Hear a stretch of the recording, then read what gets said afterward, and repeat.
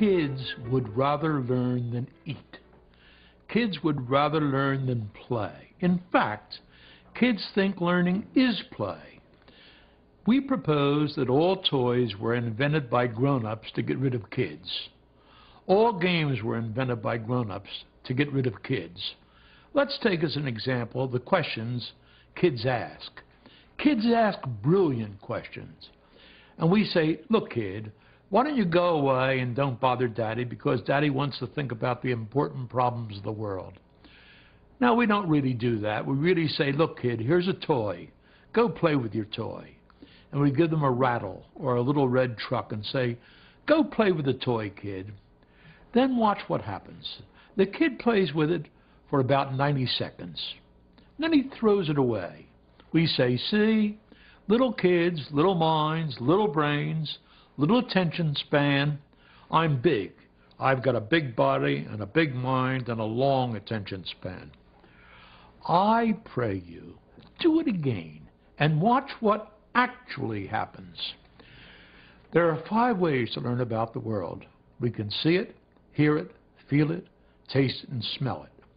And everything that Leonardo learned in his life, or old Tom Edison or old Thomas Jefferson learned, he learned through one of those 5 pathways. The entire back of the brain is made up of those 5 pathways. If you drew a line right up here, everything behind that has to do with incoming information. Everything in front of it has to do with outgoing motor response. Now, give a kid something he hasn't seen before and watch what actually happens. First, he looks at it. That's why toys are made with bright colors. Then he rattles it. That's why toys make noises. Then he feels it. That's why toys don't have sharp edges. Then he tastes it. That's why toys are made with non-poisonous colors. And then, by gosh, he smells it. We haven't figured out how toys ought to smell, so they don't smell at all. That process takes 60 seconds. Now he has had 5 laboratory tests available to him. He used the 5 laboratory tests, 1, 2, 3, 4, 5. It's a beautiful thing to see.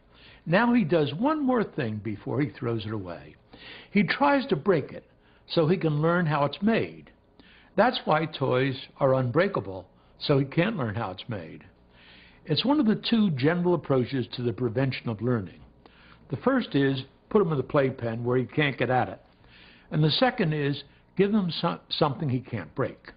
The whole process takes about 90 seconds.